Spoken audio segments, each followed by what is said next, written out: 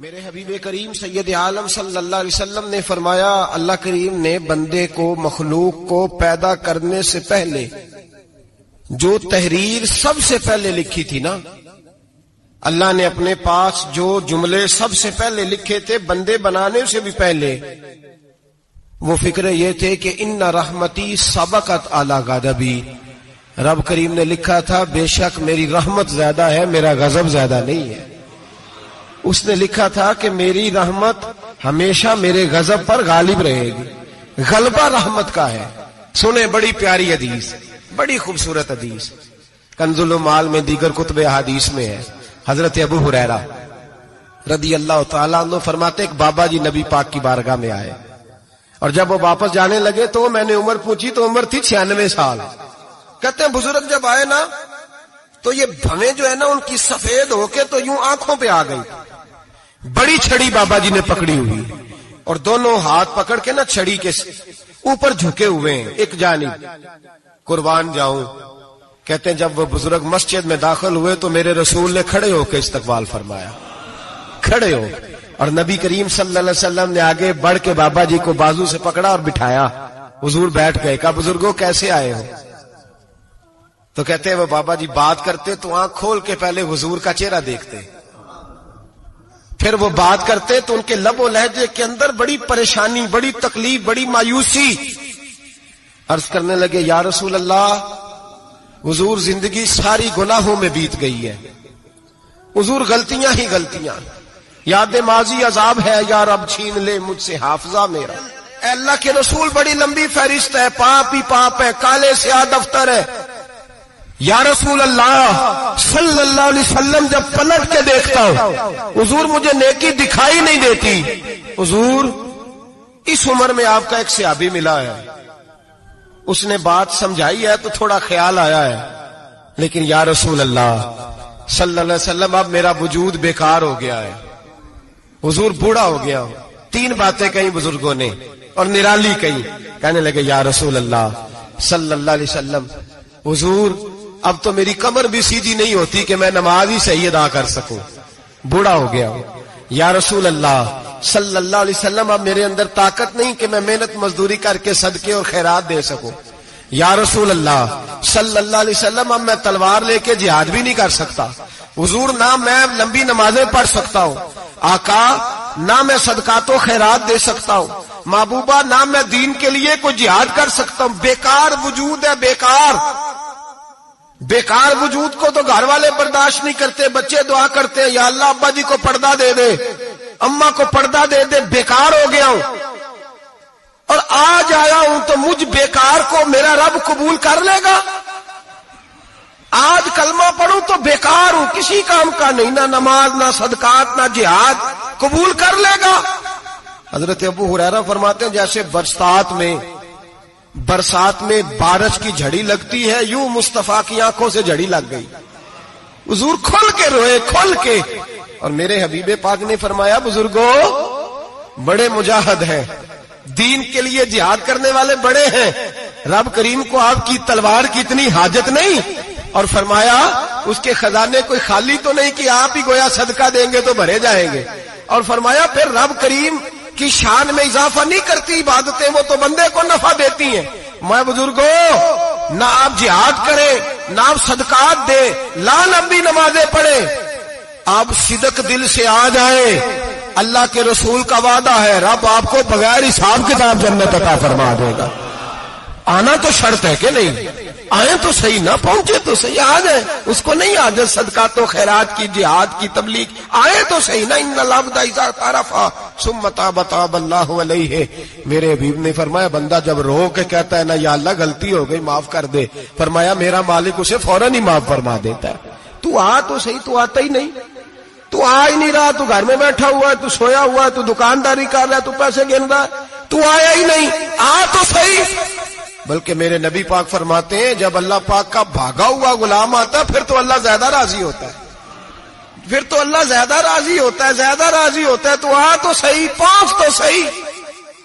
بلکہ صوفیاء تو اور بات کرتے ہیں، وہ کہتے تو کبھی بھول کے بھی رب رب کرے تو اللہ تو اسے بھی قبول کر لیتا ہے، بھول کے۔ ملا رومی کہتے ہیں بنی اسرائیل کا بندہ ہے، सनम पत्थर को कहते हैं, बुत को कहते हैं।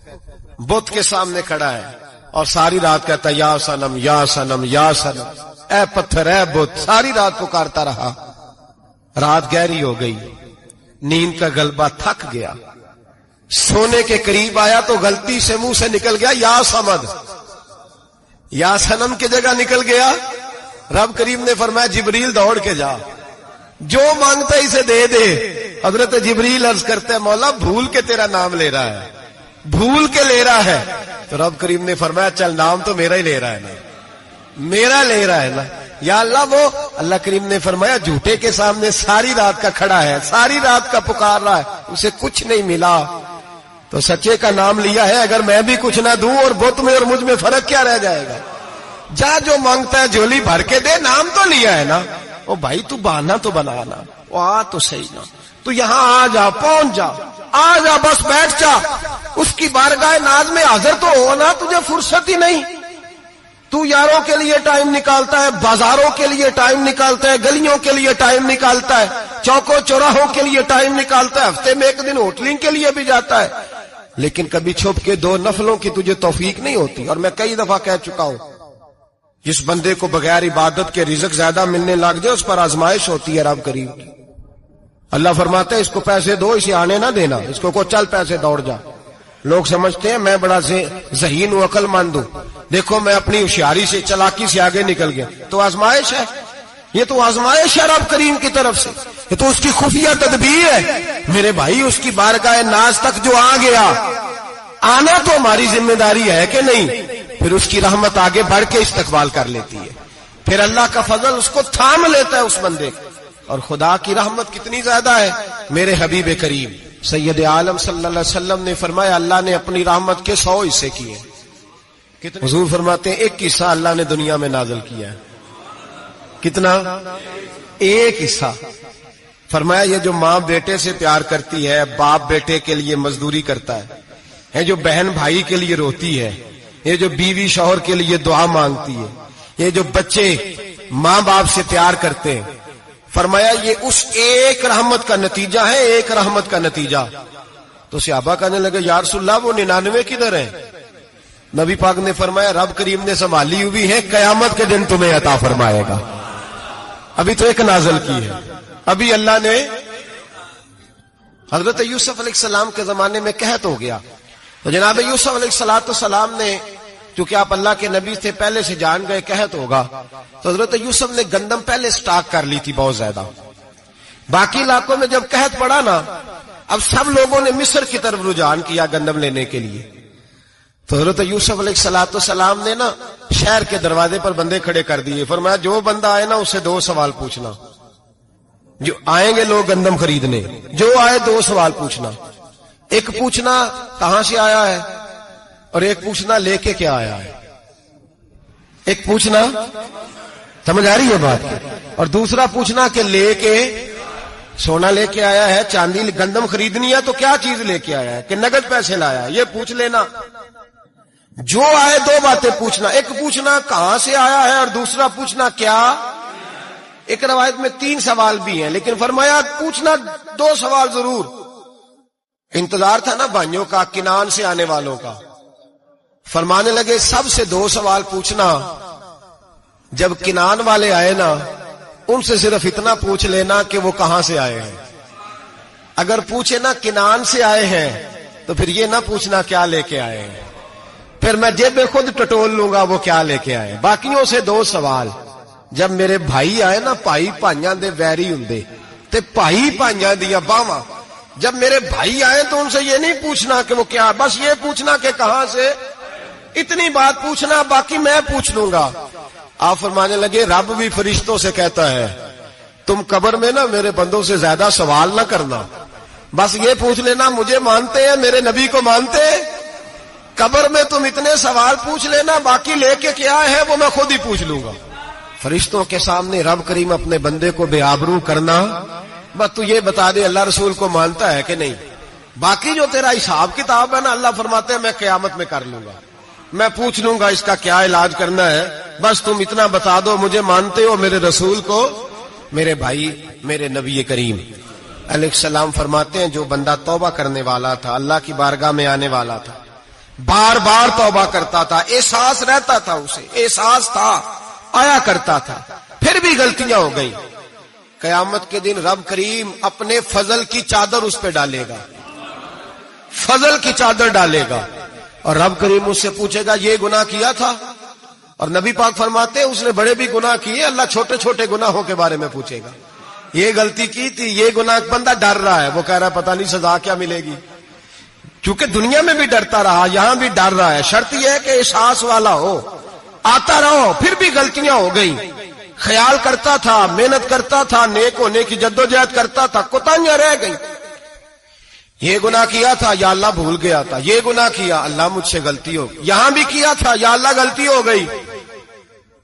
نبی پاک صلی اللہ علیہ وسلم فرماتے چھوٹے چھوٹے گناہ اللہ دکھا رہا ہے اور اسے کہہ رہا ہے یہ کیا تھا، مانتا جا رہا ہے۔ رب کریم فرماتا ہے پتہ ہے میں تیرے ساتھ کیا کرنے والا ہوں؟ ٹانگیں کانپ گئی، یا اللہ پتہ نہیں۔ فرمایا میں تجھے ان گناہوں کے بدلے نیکیاں دینے لگا ہوں، ان گناہوں کے بدلے نیکیاں۔ نبی پاک فرماتا ہے فٹافٹ ہی بول پڑا، کہنے لگا یا اللہ میں نے تو بڑے بڑے گناہ بھی کیے، اگر تو نے گناہوں کے بدلے نیکیاں دے دیا تو میرے تو بڑے بڑے پاپ بھی ہیں، وہ دوسرے کدھر ہیں؟ تو میرے حبیب کریم علیہ الصلوۃ والسلام فرماتے ہیں رب مسکرائے گا جو رب کی شان کے لائق ہے۔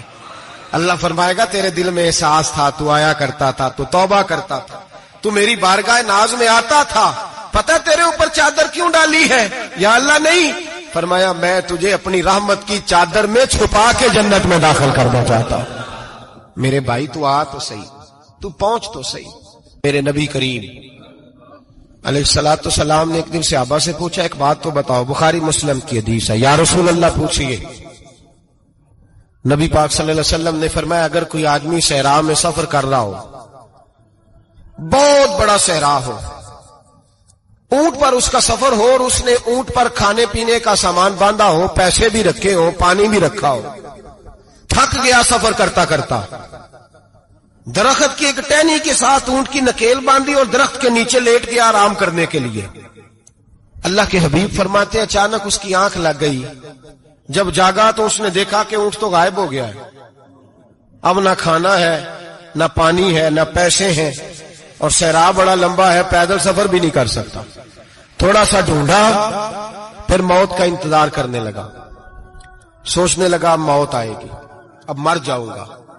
اللہ کے محبوب فرماتے ہیں تھوڑی دیر گزری، جب بالکل مایوس ہو گیا تھا تو اچانک نظر پڑی تو اونٹ اس کا سامنے کھڑا تھا۔ نبی پاک سے ابا سے پوچھتے ہیں بتاؤ، اس کی کل کائنات اجڑ گئی تھی، راس ضائع ہو گئی تھی، ہر شے لٹ گئی تھی، دوبارہ اسے مل گئی ہے، بتاؤ اسے کتنی خوشی ہوگی؟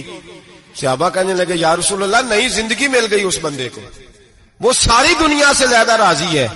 تو میرے کریم رسول صلی اللہ علیہ وسلم نے فرمایا رب کریم کا نافرمان بندہ جب اس کی بارگاہ میں آ کے توبہ کرتا ہے تو اللہ اس سے بھی زیادہ راضی ہو جاتا ہے۔